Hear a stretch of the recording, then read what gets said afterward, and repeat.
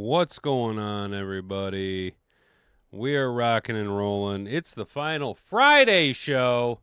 I, of course, am James with the Hat and Beard Show, and I kind of had a whole big plan, a big grand finale, kind of all planned out. I'd been kind of thinking about it, really thinking on whether I wanted to do it today or not. I've been pondering it over the last few weeks, but the last literal 15 fucking minutes of this morning really just shit directly in my head on like multiple fucking levels, just multiple fucking levels. And honestly, I don't really even know if I want to talk about it, let alone even do the fucking show. But,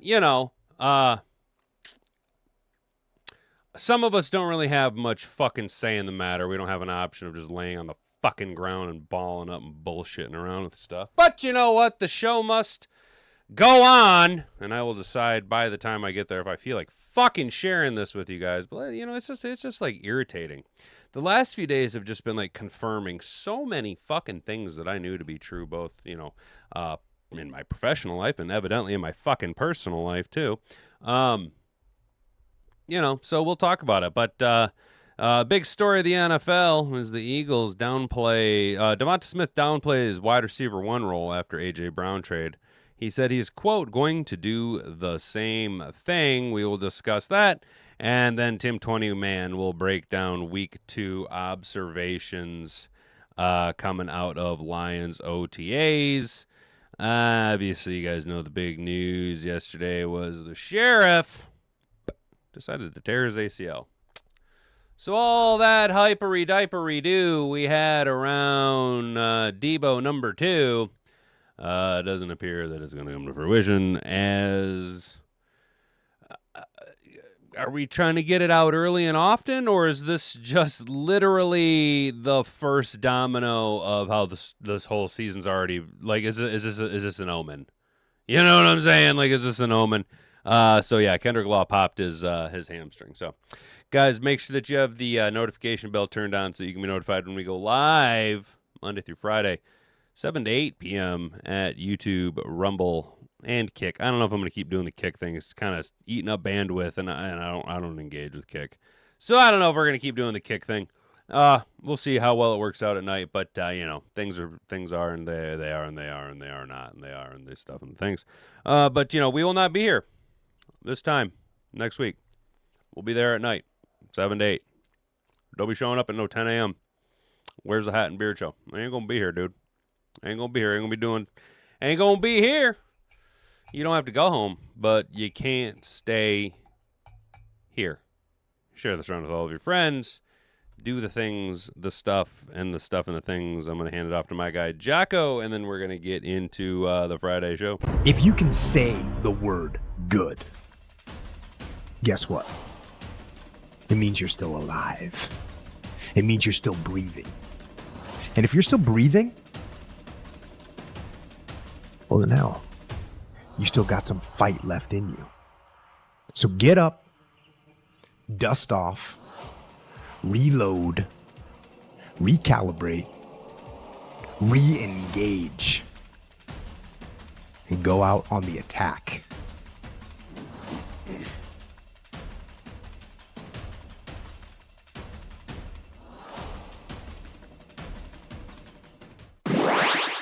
Wham, bam, thank you, ma'am, green eggs and ham. DeVonta Smith, well, he's about to get turned into a candied yam. You know what, dude? Brent Supreme had in the chat, DeVonta Smith might be beat the F up as a number 1. Yeah. That would be my biggest fear. And it's not like DeVonta Smith is clearly a world-class athlete. It's just like, there's a reason why they call him the Slim Reaper. You know what I'm saying? I don't know if he's got enough meat on them bones to withstand being a true number 1. I think he's got all of the skill set. It's just, there's a noticeable difference in the eye check of just the physiognomy between A.J. Brown and DeVonta Smith. I don't dislike DeVonta Smith. I'm not like, okay, if you want a full disclosure, I am actually a low-key DeVonta Smith fan. Low-key, because of one very reason. One of the first times I ever won like a couple hundred, well, about like $800 gambling was I won some money on a Packers game, and then the following night I want to say it was Eagles and Cowboys on prime time, and it was DeVonta Smith's birthday. So I built a goofy freaking leg around DeVonta Smith because I'm like, yeah, birthday boy about to go off. Well, he went off, and I won that whole week, and I cleared a couple grand. You know what I'm saying? I was like, oh, yeah, let's go. So ever since then, I've kind of been like, you've heard me talk smack about Jalen Hurts and Saquon Barkley not being the best running back in the NFL because Jahmyr Gibbs is, and A.J. Brown when he was on the Eagles roster, and Howie Roseman, and what's his name, the head coach, he's greasy as hell, Sirianni. If you notice, though, I don't talk too much shit about DeVonta Smith. Well, there's a reason for that. The Eagles' trade of A.J. Brown to the New England Patriots becomes official this week. Confirmed DeVonta Smith as the clear number one receiver in the city of brotherly love. Entering year 6, we play in Canada now. However, Smith downplayed the reality that he's now the clear alpha the defenses will key in on. Damn, 6 years already. Boy, how time flies. They grow up so quick, boys. Oh, they grow up so quick. Quote, I mean, I'm just going to go out there and do my job, he said this week via NBC Sports Philadelphia. It's always sunny in Philadelphia. Regardless, however you want to look at it, 1, 2, 3, 4. End of the day, we all... 1, 2, 3, 4. I'm gonna get a score. It's like he's out here doing child like nursery rhymes. End of the day, we all have a job, and I have to go out there and do it. I'm going to do the same thing I've been doing. I'm getting paid millions of dollars to play footballs. In 5 seasons, the 27-year-old has generated 3 1,000-yard years, including 1,008 and 4 touchdowns on 77 catches just last season in 2025. A smooth route runner who can generate easy separation. Smith has always boasted number 1 traits. Now he should get the target share worthy of the talent. He's always been a number 1 receiver. Nothing has changed for Smitty. Smitty has always led from the front, so the narrative, we can shut that down now because Smitty's always led from the front. And just because he's never wore that captain's patch the last 2 years didn't mean that he wasn't a captain in the locker room. But he's always led from the front. And that's why I'm calling it now. When he wears the captain's patch this year, there's no surprise. He's always been a captain in my eyes. Just from the way he's led, down to the way that he's been fed. Just say these, bro. They can't stop eating Jordan Mailata. They're over here. Everybody's rhyming, dude. They're all just like Paul Simon, dude. You know what I'm saying? The Eagles prepared for the Brown trade by adding a first-round Mekhi Lemon, Dontavian Wicks, and, you guys remember Hollywood Brown this offseason. While none is the direct replacement for A.J. Brown, the collective, along with Smith, gives Philly a deeper wide receiver crew than it sported a year ago. Even with additional weapons, Smith still projects to earn a significant uptick in targets. His career high of 136 came in 2022, and he earned 113 a year ago. Brown averaged 130.3 targets over his 4 seasons in Philly. You know, there might be weeks when teammates are targeting more, and that's fine with him. Quote, I'm just going to go out there, do my job, whatever that may be for the week that we're playing, he said. Whoever we're playing, whatever the job may be for that week, I'm just going to go out there and do that. I'm just going to go out there and play football and get paid a lot of money, a lot of money, a lot of money, a lot of money, a lot of money. And money. Always need more money. Money.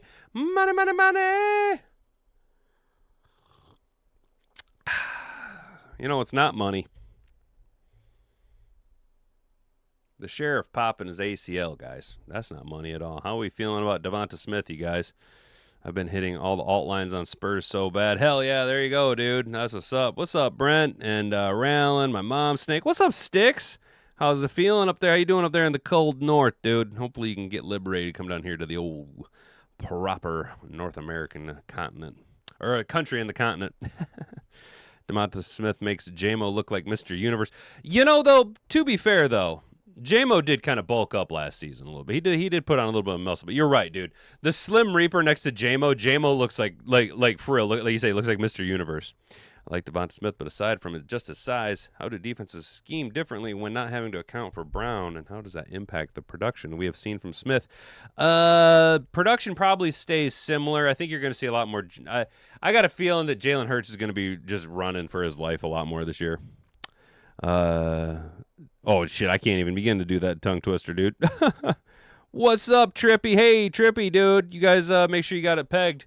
on your calendars. Remember, next week we're going to nights, dude. We're going to the evening show. Big shift. Gonna spend this weekend working on some things on the back end. Change the production up a little bit so that, it's a whole thing, dude. It's a whole thing. If we're gonna go and do it, we're gonna go and do it right. You know what I'm saying? Gonna get after it at night. I cannot be stopped. I'm a fucking freak on a leash. Boom. Ooh. Tim 20 Man OTA week 2 observations. What is the senior writer? He's the senior writer at this point. He's damn near a super senior, getting a little long in the tooth. Tim 20 Man, the safety spot.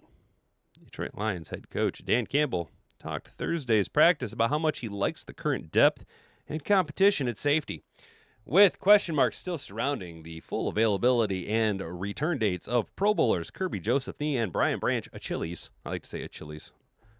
Detroit brought in veterans Chuck Clark and Christian Eisen, both with extensive starting experience. Yes, those are both solid picks. Detroit also re-signed Avonte Maddox and returned Thomas Harper and Lawrence Strickland. Second-year safety Dan Jackson, who was injured in training camp last year and missed all his rookie season, is also in the mix. So we got 1, 2, 3, 4, 5, 6, 7, 8. Boy, I hope we have enough safeties to hold up through the season. Got 6 healthy. But, I mean, Jesus Christ, we're already dropping bodies, dude. We're already losing guys. It's a much deeper group than it was this time last year. Clark and Eisen continue to get first-team reps with Joseph and Branch sitting out OTA practices as they rehab. Back to himself. Cornerback DJ Reed looked like 2 different players last season. He suffered a major hamstring injury week 4 versus Cleveland and missed the next 6 weeks because of it. There was the Reed pre-hamstring injury and Reed post-hamstring injury. Early on this spring, Reed is moving well and looks like the player we saw in camp and early in the season last year before the injury. That's awesome. That's the good thing about it being a hammy. You know, it's going to linger until you can have an offseason to rehab it. Getting the best Reed will be big for this defense. Yes, but the biggest point will be Kirby Joseph. Cornerback competition. Staying with the cornerback position for a minute. Third-year player Ennis the Penis Rakestraw breaks like a straw. Don't let him get wet. He crumples like a straw. Paper straw, good thing we have 12 indoor games. Got a lot of run opposite Reed Thursday with the team still being cautious with Terry and Arnold, who ended last season with a shoulder injury. Arnold did take part in some team walkthrough periods Thursday. That should be a terrific competition between Arnold, Rakestraw, and veteran Rock Yassin, who geez Louise, get the most reps opposite Reed. I'll have a close eye on the competition all through training camp. You know who's going to end up, like, if it really is an honest-to-God competition, I hate to tell you guys, Rock Yassin's going to win that. If there really is an open competition for the cornerback 2 opposite DJ Reed, if Arnold isn't there and we're literally saying it's a competition between Rakestraw, Arnold, and Rock, Rock Yassin's going to win that hands down. I'm telling you right now, and that's no slight. I'm rooting for TA and I'm rooting for Ennis, but I already know what I'm getting out of Rock Yassin. You know, it's not sexy. But in case you guys haven't noticed, with the free agent acquisitions and the draft picks the Lions made this year, it ain't about being sexy. It's about winning football games, dude. Skill weapons present. It was good to see tight end Sam LaPorta taking part in present. Jesus Christ, present. You can tell my brain is just fucking not in it today. Thursday's OTA practice after sitting out the first open practice last week. LaPorta's coming off back injury, surgery that forced him to miss the final 8 games of last season. He looked good and was moving around well. Thursday was the first time we've seen all of Detroit's main offensive skill weapons on the field in new offensive coordinator Lil Spud's scheme. LaPorta, St. Brown, Gibbs, JMO, and Isaac Tesla. Early setback, an absolute kick in the dick. I was high on Law. I was already calling him the sheriff, and there's knees written down. Right? I thought he was going to be a sneaky little Sneaky little punt return option, sneaky little gadget guy, one of those talented dudes that like you have to find ways to get him on the field because he's so electric with the ball in his hands. Well, I don't have to worry about that now. Rookie 5th-round wide receiver Kendrick Law tore his ACL in a non-contact incident Tuesday during OTA's practice. Campbell announced Thursday Law was going to have a chance to make an early impact on special teams as both a gunner and potential returner. Veteran Greg Dortch was brought in this offseason to compete for a similar role on both special teams and offense. With Law now done for the year, Dortch's addition this offseason seems even more significant as the Lions try to replace Khalif Raymond as their main returner. Kick returner, speaking of Dortch, he was one of Detroit's kickoff returners during the special teams period Thursday. He was joined back there by running back Isaiah Pacheco, wide receiver Tom Kennedy, TK85, Thumb Kennedy, and wide receiver Dominic Lovett. I think Lovett can easily push for that. I'm pretty sure Dortch is going to win it, but don't sleep on TK85, guys. You guys know why we call him Thumb Kennedy around here, right?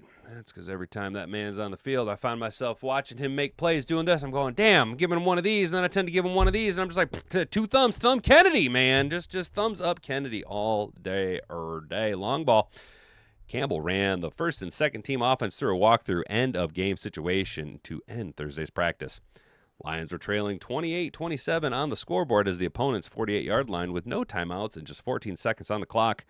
Quarterback Jared Goff, JG16 for MVP, and the first-team offense ran the ball to Gibbs for a 5-yard gain to the 43-yard line, where they quickly ran up and spiked the ball, setting up a 61-yard field goal try that kicker Jake Bates had enough leg, but missed right, just a bit outside. The second-team offense, led by quarterback two-glove Teddy Bridgewater, had a couple of incomplete passes and never got in field goal range. Campbell moved them up to the range anyway, just to finish the drill, and this time Bates nailed it from deep. Couldn't exactly see how far, but it was right down the old center. Oh, right down the pike, fellas. There's my guy Ty Leek looking like an absolute freak. What a kick in the fucking dick about Kendrick Law, guys. Huh? How we feeling about that, Mad Hatter Nation? Tampa Lions Club, what's up, dude? Hey, I see you're leaning into the Easy. I seen Easy was taking a stand on Rock Yassin being the best corner we had on. Come on, camera. We had on Rock. God damn it, fucking bullshit. There we go. Whoopsie poopsie. Rock is the best corner. Kirby is done, but he's not going to retire after what happened to Ragnow. I don't blame him. Damn, you think, dude? I hope not. Darkwing is going to be a happy duck there now that he's going to be making an appearance in the nighttime. Yeah, man, I gotta change things up back here. Got to change the aesthetic, so we'll see what we can get in there. Rock outplayed TA. I agree. He did. Rock is handsy, but TA way smaller. Rock is handsy, but he doesn't get caught as much as TA. The thing with TA is that like Rock is handsy, right? But TA has dirty dick beaters. So when he puts his dirty little dick beaters on opposing wide receivers, they can see the evidence because his dick beaters are in fact dirty and they leave dirty little dick beater marks. TA told Caleb Downs to come train with him. Caleb came and TA took him to the casino. Oh my God, that's awesome. What's up, Lions today? How you doing, Mike? Good to see you, man. Hopefully you're having a good week, dude. Hopefully things are rolling into the weekend, dude. Rock had more injuries than TA at this point in his career. Rock has only been healthy the last couple of seasons. That's true. It's not an option. Rock is our best cornerback we have, or an opinion. I think Reed's better. Law injury is unsettling considering our injury history the last couple of seasons. Derek, I agree, dude. That's what I was asking if you guys, are we just getting it out early? Is this a freak, or is this just a fucking kick in the pants, dark omen of what's to come? Should we just start rolling out the MASH unit? Should we just start looking for all, should we just start scouting other players' practice squads just to figure out at week 6 who we're going to have to start plucking away to rebuild the Legion of Whom again? God, I hope not. I really hope it's just too soon for the injuries to start happening. I agree, man. That's why I'm a little freaked out by it, dude. I'm a little shitting in my pants a little bit, mostly because I was high on Law. I mean, I was hoping the sheriff was going to roll out there and just kind of splash a few times, dude. But at the same time, it's just like, God damn, dude, if we know one thing about the Lions, it has been durability and health of this team has been the absolute Achilles, no pun intended, Brian Branch, absolute Achilles heel of this team has been the injuries, the health and longevity of the team, right? We were one of the best teams in football 2 years ago, and we fell short in the division, and I blame Ben Johnson more so than anything else, but we still had 175 players on IR. We have had a historically bad run of injuries, dude. You know what I'm saying? That's how we practice. I agree. That's true. DJ Reed had a low light reel all year and couldn't reach the sugar on the top shelf of the pantry. Just saying. He is a little bitty guy. That is true. Well, guys, we're about at the halfway mark. I don't know if we're going to go to the full show. But I had this, as you guys know, we are making the big change, right? I guess I'll talk about this a little bit, to what degree I haven't quite yet decided, because there's a lot of deep stuff. But, so I'm making a big change, right? I am leaving the Lansing Center, the Lansing Entertainment Public Facilities Authority, where I have been a building engineer for the last 5 years. Well, 4.5. It'd be 5 years in November. We can call it 5 years. And when I got the job, I was grateful because it was COVID times and jobs are kind of hard to come by, right? And I have spent a lot of my youth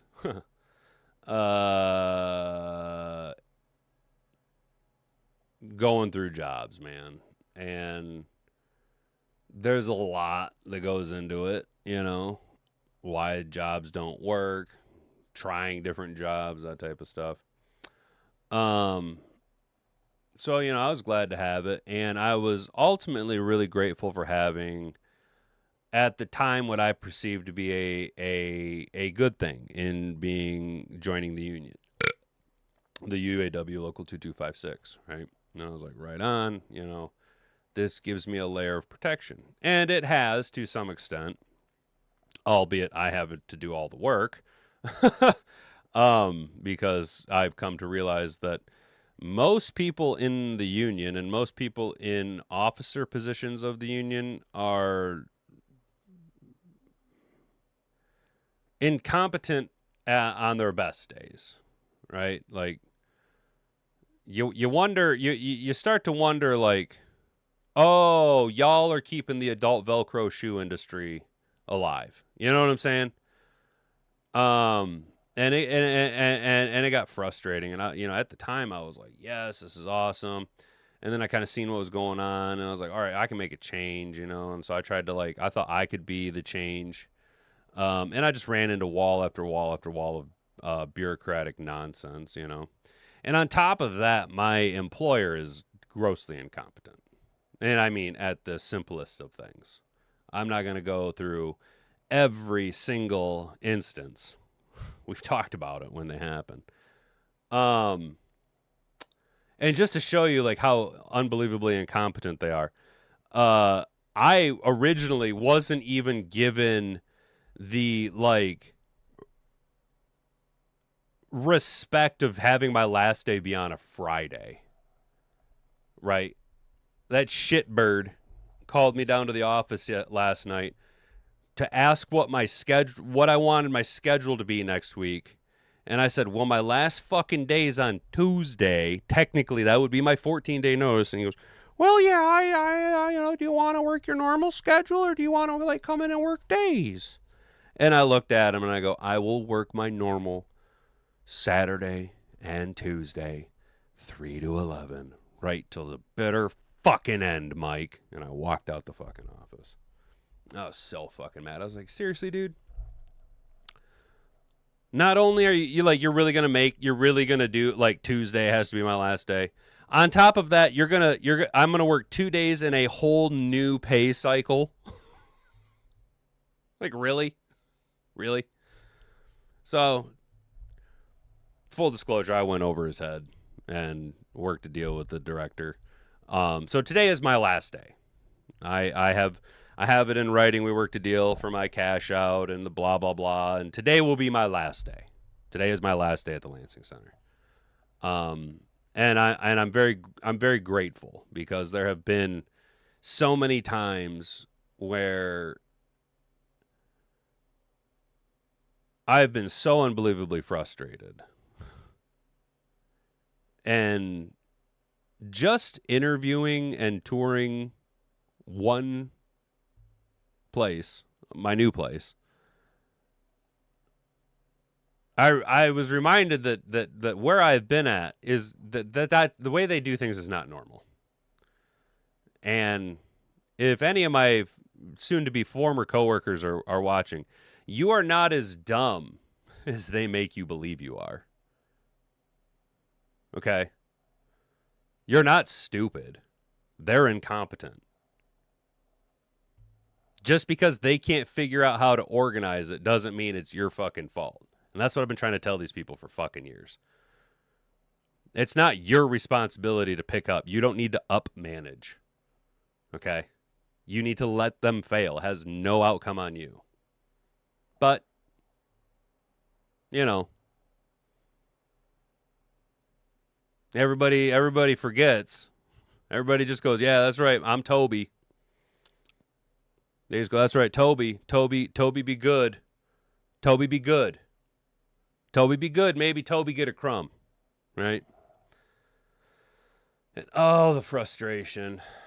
And over, almost a full year now.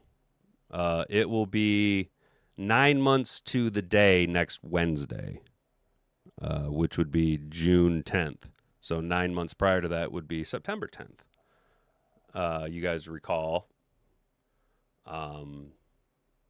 that's the day Charlie Kirk died.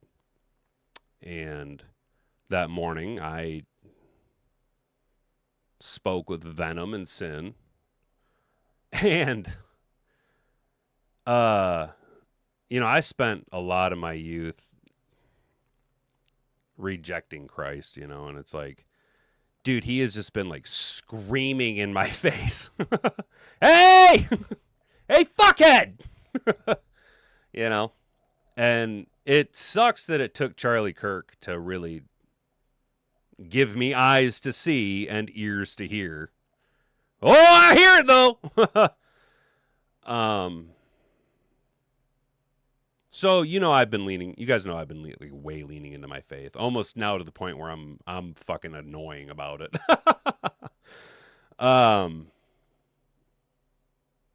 And I've just been spending a lot of time, the last few months really trying to figure out, and it's crazy that you hear all these things that people say over your life, Oh, you can't change things if you keep doing the same thing, blah, blah, blah, Well, they're right. And I had a realization a few months back that, yeah, I have to make a change, And what's funny is that you guys have heard me say the line, I was born a smooth man. My brother was born a hairy man. And what I really had to deal with for a long time was warring with the internal conflict of my old self and who I was and who I want to be, and the death of that self, right? And I spent over the last year hours and hours and hours, I got it made, dude. My job is easy. I'm grossly overpaid and I do literally nothing. I mean, I do nothing. Nothing. I don't do anything. And I'm like, the whole time, I'm just like, no, this is what you want, dude. This is what you've always wanted. A cushy job where you do nothing. You get to sit around and get fucking overpaid, and blah, blah, blah. And what's crazy is that, like, when I would get into these really deep, like, trying to rationalize it around my head, I would always come back to, like, no, this is what you want, dude. It's easy, bro. And what's fucking wild. So you guys know I've been telling you my name. My name's James. And look up what that is derived from. Okay. And I would war with myself. And every time I would convince myself that, no, this is what I want, I shit you not, fellas. For like the next week or two, I could barely walk because my right hip would fucking hurt so bad. It's like every time I would make I'd come to this. No, you want to be a worthless bag of shit, my guy. I could barely fucking walk. My right hip, it's like something just reached out and would go. Fuck. If you fucking know, you fucking know, and it's fucking blowing my mind, right? So I start looking for jobs. I come to the realization that I need to find a new job. I can't keep doing this, right? See Alan Watts talking about when people hit the age of 40, right? See that if you want to understand a little bit more of an understanding. And I started looking for a new job. And if you guys recall a few weeks back, I was talking about how I had an opportunity for a big life change, right? But in order for me to do that, I would have had to have done the one thing that I hate doing. And I have spent a lot of my life being Slippin' Jimmy, right? Having to smooth talk and convince and go to war over the most mundane things to prove myself and talk and evidence and talk. And to get that job, I would have had to have been every bit of Saul Goodman. And ultimately, I knew it was never going to work out, right? Because it would have been like a $20,000 a year pay increase. Working again, though, in the UAW. At a place I had already worked, but it was doing maintenance stuff. And that's not fulfilling to me. And, oh my God, fellas, I prayed. I did all of the old shit that I used to do, begging. I'll do the, I'll be good. I'll do well, big surprise it didn't fucking work out, right? Oh, I was mad. I was so fucking mad.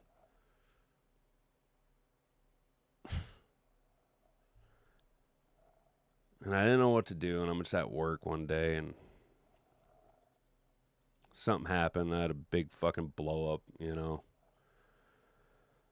Some stupid fucking bullshit, some normal shit, just par for the course for the Lansing Center. And I was like, what the fuck?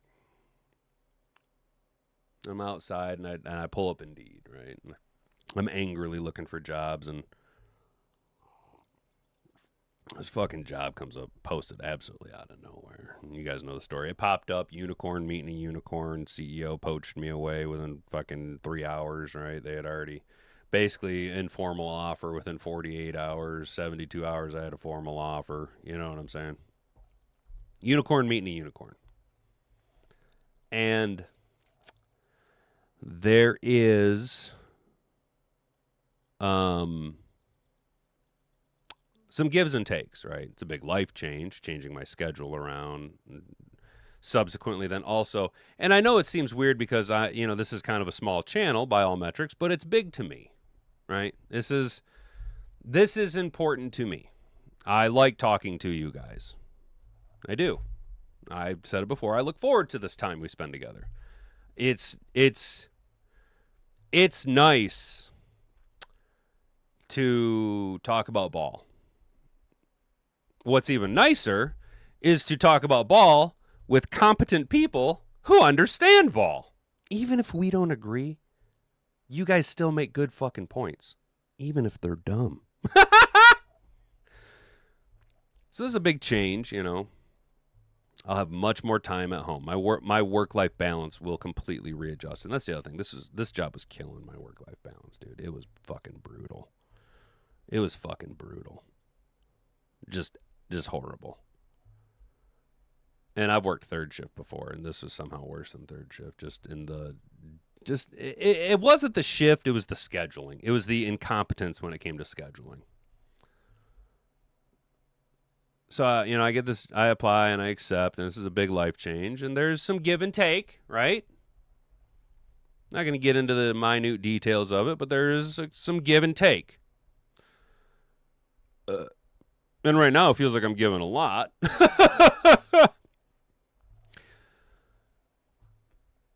And I was worried about it. And I'll be honest, fellas, I turned in my 2-week notice last Tuesday. And I have been worried. Because that nagging, oh, dude, is this what you really want? You got it made. The union, the old me. But that's not who I want to be. Right? Like, I don't want to be that guy anymore. I'm tired of being a fucking loser. Okay? Tired of being a fucking loser. And I'm dealing with a lot of nerves, right? Because I know, and I was transparent with him about it, that my technical know-how has dulled with where I'm at. It's as sharp as a marble. You know what I'm saying? The fucking people that I work for now, when I walk in and ask them what flavored or what does green crayon taste like, they go, well, what shade, light or dark green? You know what I'm saying? But they hired me anyway, which is cool. So they know. And I'm very nervous. Not as much as I was, though, because last weekend, Saturday night, I had this crazy fucking dream, right? And normally, I don't dream, like, hardly ever anymore, like, at all.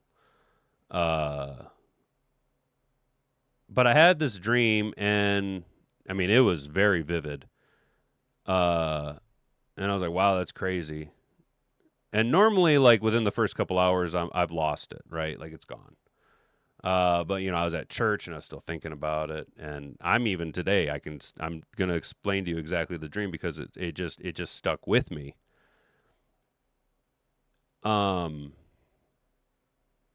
So I'm nervous because this is a big change. I'm nervous because I'm worried about my skill set, but ultimately I'm nervous because I don't want to fail. Right? I don't want to fail. I'm tired of being a loser. But I can't keep doing what I've been doing. And you only get things if you take a swing at stuff. And I found this before we talk about the rest of it. I want you to listen to this speech by Theodore Roosevelt, who is one of my all-time favorite presidents. So just check this out. You might have heard it before. It is not the critic who counts, not the man who points out how the strong man stumbles, or where the doer of deeds could have done them better.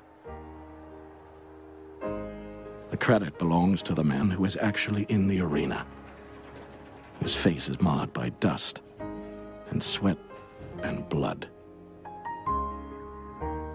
who strives valiantly, who errs, who comes short again and again because there is no effort without error and shortcoming, but who does actually strive to do the deeds, who knows great enthusiasms, great devotions, who spends himself in a worthy cause,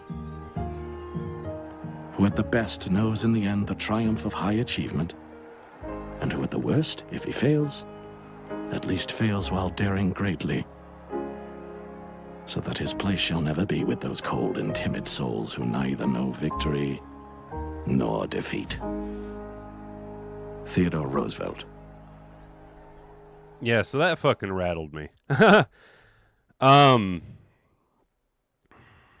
had this dream.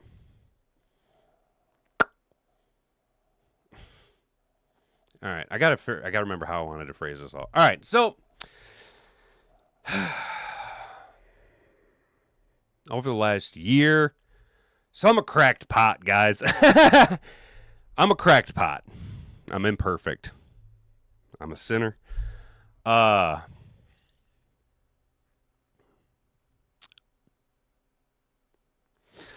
Jesus didn't give up on me.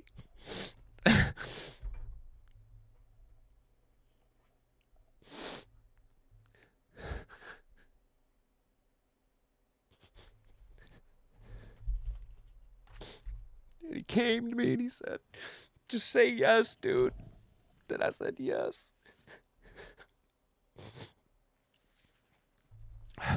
Jesus filled me up with, I need new wineskins, man.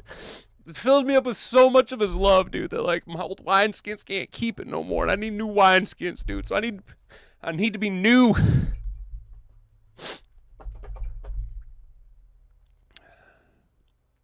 So I got to shake off this old dust, man. This old dust of the past. Moving forward as a cracked pot with new wineskins, man. And I had this fucking dream, dude.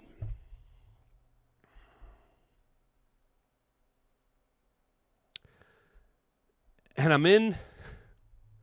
You guys know that I like ocean liners. But you know that the ocean fucking terrifies me. Like, you will never catch my fucking furry red ass on no boat, no ship, no nothing. I don't have fucking gills. I ain't got no goddamn reason to be in the fucking water, all right? Now, for some reason, when I start getting all preachy, I start talking in a Southern Baptist accent, and I don't know why. It's because I've been listening to too much Chad Prather. So I had this dream, dude, and I'm literally in a fucking ship out in the middle of the ocean. I'm in a big-ass ship. And I'm in the middle. I'm in the guts of the ship. It's either the galley or a mechanical room. Because the details are irrelevant. There is a large workbench or a table. And there's shit all over the walls, right? Hanging. And I look out a porthole, a window, whatever you want to call it.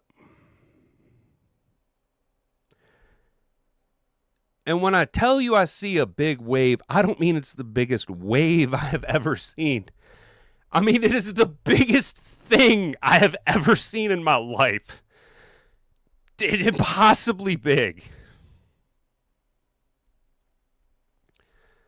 And it's just coming up on the stern of the ship. And I'm watching it. And I'm hanging onto the table. And shit's flying everywhere. Fuck, I could feel the ship getting lifted up by this biggest thing I've ever fucking seen. And, oh, fuck, dude. The wildest thing is that I wasn't afraid. I wasn't afraid at all. There was no fear. I just remember hanging onto that table, that workbench, and just going, oh, fuck, boys! Oh, fuck, boys! If I can just hang on! Oh, here we go! Woo! You know?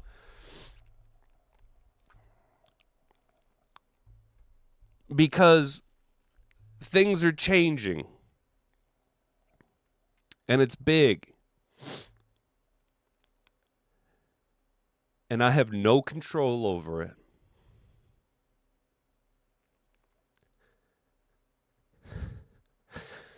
But as long as I have faith in He who holds the ship, I'll be fine, man. I'll be fucking fine. And that's awesome. It's so awesome.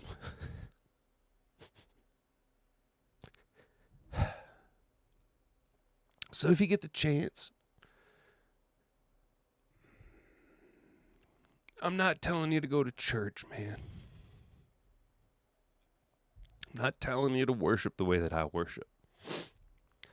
I'll tell you that once a day at least, I pray that the souls who haven't seen or heard the word of Jesus Christ are blessed with the eyes to see and the ears to hear the way that he blessed me,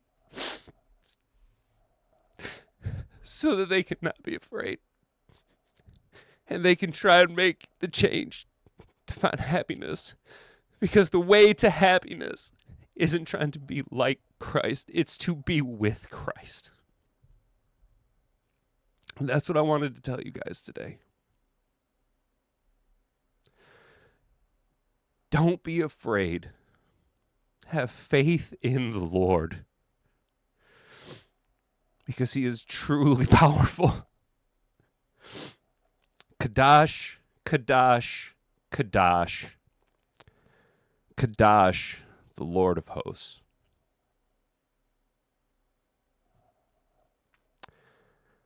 That's going to be it for me today, guys. I've been James of the Hat and Beard Show. We'll catch you Monday night at 7. Have a good weekend. Banga, banga. Frig off.